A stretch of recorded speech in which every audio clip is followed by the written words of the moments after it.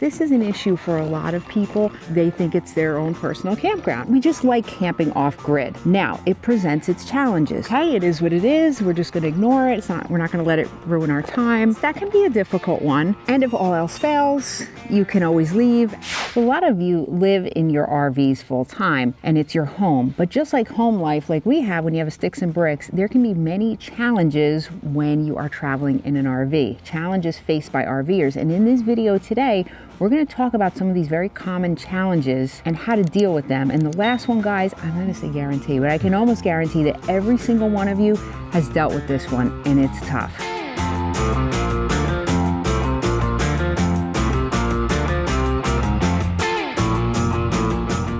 So the first one's going to be how to find the campground that you want. Now, for us, we have a little bit more of leeway. We can book out way in advance because we have a sticks and bricks. If you are full-timing, it might be a little bit tougher, or if you're new, you may not know that certain campgrounds, especially if they're really, really popular, they tend to book out a long time in advance. So for example, we just booked out a campground for 2025. In the summer. It's now 2024. Yeah. Because this campground is so popular, so we just book it out ahead of time. Now there's other tools that you can use, of course. There's apps. I know RVs is an app out there for like state campgrounds and national campgrounds, and there's other tools out there. Also, you have to think of certain parameters that campgrounds may have in place that make it a little bit more difficult for you to find a campground that you want to stay at. And we just encountered this, so I wanted to make a reservation for this summer for a campground in New Jersey that we've never tried. I said, great. So I called up, we were getting the whole thing set up. They had the dates available. We're able to accommodate our size. And then she said, you have dogs? I said, yes, we have 2. What breed? Pit bulls. Oh, I'm sorry, we don't allow those. She actually felt really bad. She said, I know they're some of the greatest dogs, which ours are. I mean, ours are really, really sweet, never a problem, but their insurance doesn't allow them to have pit bulls. So we've encountered that not often. It's been quite a few years, but it does happen. So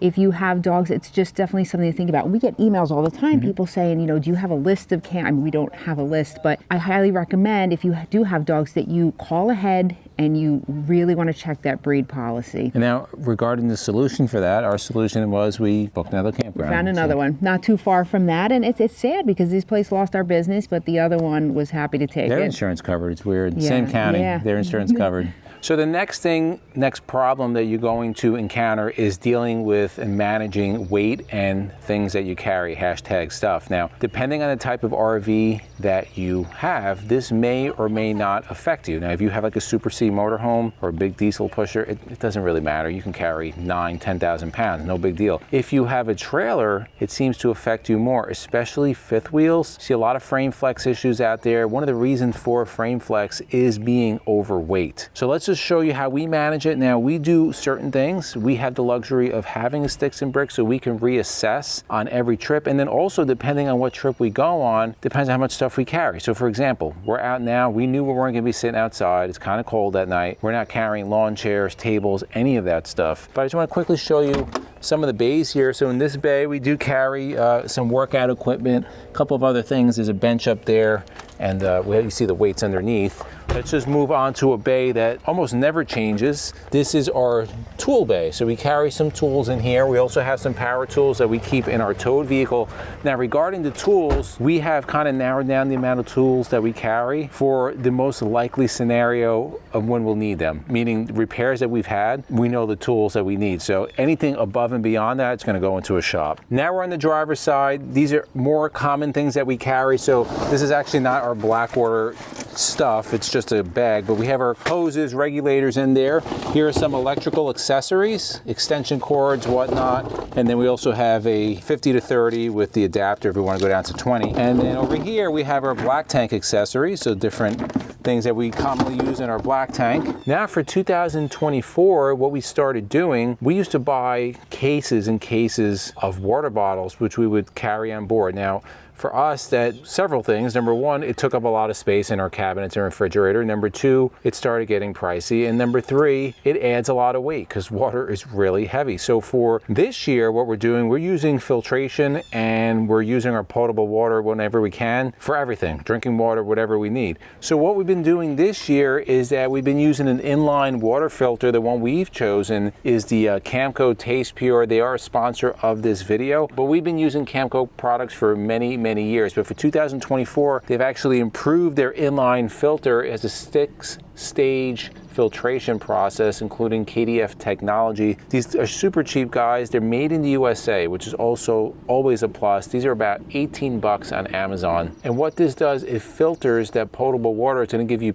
pure, great tasting water, which we've experienced. I know you just commented yesterday that the water tastes really great. Well, yeah, it's great because I fill my water bottle. Like I use a big water bottle and I don't have to go through a ton of, plastic bottles we're not taking those recycling walks all the time. And it's not putting all that extra weight on here. It's certified for ANSI 4253 and 372, which is really nice. Lead free. There have been thousands and thousands of these sold. We're not the only ones. Actually, going down to campground, there's been a bunch of people we've seen with the same inline filter. Something that if you're interested in, if you want to get rid of those water bottles, we'll put our link down below. The next one we're going to talk about is internet access. Now, for some RVers, this is not a problem because they don't care about internet. But more and more internet has become integrated into many people's lives. For many full-timers, they work remotely. They need a reliable internet connection. Now, there's different options out there, from Starlink to cellular to even campground Wi-Fi. But if you need internet, you need something reliable. We have been using our internet setup. We did a full video on it. We'll link it up above, but it has been a really good internet setup for us. So we're out right now, and I did a speed test this morning, and we are currently on AT&T FirstNet. We get 193 down, 36 and a half up, so that's very good. It's not our fiber optic at home, but we pay 40 bucks a month. So if you want more information on that, we will link that video, like I said earlier, up above. We'll also put our contact for our internet setup. It's not a third-party provider. We always caution against third-party providers. This one will set you up with a really good router, and you're gonna bring your own data plan to it. We'll put the information down below.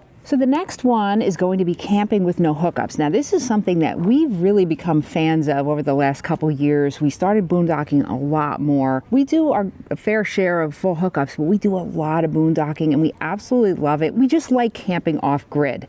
Now, it presents its challenges. So for example, we have a gas motorhome. We don't have very large tanks compared to some, yes, we do, but water can be a problem. Water's the issue, and where we could stay out for much longer than we're able to, and our black tank as well. We have to eventually dump because we just can't last. The longest we have lasted a few days probably. Yeah, I think we've done 5 Yeah. days or so how do we do? Obviously, we try to conserve water as much as possible. For example, when we eat at certain campgrounds, a lot of places they'll have the sinks. We go and wash things. We do as much off. We use the campground bathrooms if they're clean. So we try to conserve water as much, and it really has helped us that way. But in terms of electric now, right? So our battery power, the water can be a problem, the tanks can be a problem. We have power is not a problem. That is not a problem. Now, if you've watched our videos, you know about, actually over 2 years ago, we did upgrade to a full lithium bank. We don't have solar. The reason why we didn't get solar, number one, we didn't want all the things up on the roof. We didn't want the extra weight, and honestly, we don't need it. We have a 5,500 watt generator, but we do like having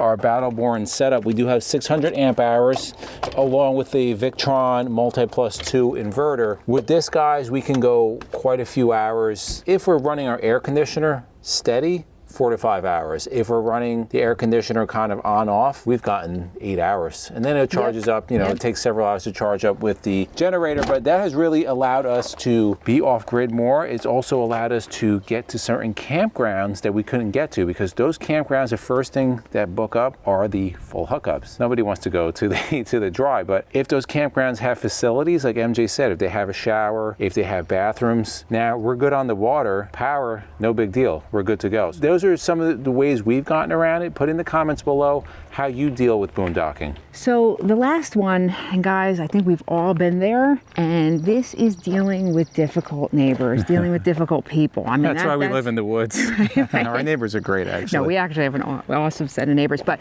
yeah, this is an issue for a lot of people, because most people are very courteous, but you do run into the ones at campgrounds that they think it's their own personal campground, right? So their dogs are running free, they're blasting music, they're, you know, talking. Acting like drunk idiots. Yeah, I mean, there's a wide variety of things that they can do. So what do you do in those cases? And we've encountered many of these. Number one, you can radically accept. We just go, okay, it is what it is. We're just going to ignore it. We're not going to let it ruin our time. That can be a difficult one, but it's an option. Number two, you can calmly approach people. So for example, we had a video a few weeks back where we were at a campground and a dog was charging us, an aggressive dog. Izzy actually went to the woman's trailer and calmly told her, your dog is off leash. Your dog almost attacked our dogs.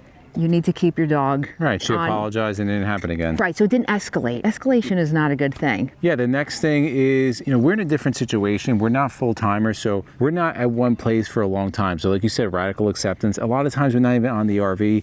So if you have annoying neighbors, if you're out of the RV, it doesn't even matter, right? It's temporary. Right. But if you're a full-timer and you're at a place set up for a season, that may get old really fast. So the next thing you can do is, if talking to your neighbors doesn't work, talk to the front office, right? Maybe change your site, maybe ask them to kindly, if they can address it. A lot of times that will work also. And if all else fails, you can always leave and find it, just hit the road, go stay in a Cracker Barrel for a night. Those are usually pretty quiet. Yeah, very quiet until you're able to find a new campground. Hopefully it doesn't get to that point that taking these other measures would work. And listen, most of the time, most RVers are really good about it. They're out there doing the same thing. They want to relax. They want to have a good time. So most of the time, this will work out. So in the comments below, guys, let us know some of your horror campground neighbor stories and how you handled it. And not only how you handled it, but was it effective? And if you like videos like this, guys, to the left of us, we'll put our RV newbies playlist. We'll put our RV campgrounds tours playlist. And for myself and MJ, it's a journey of a lifetime. And we'll see you on the road.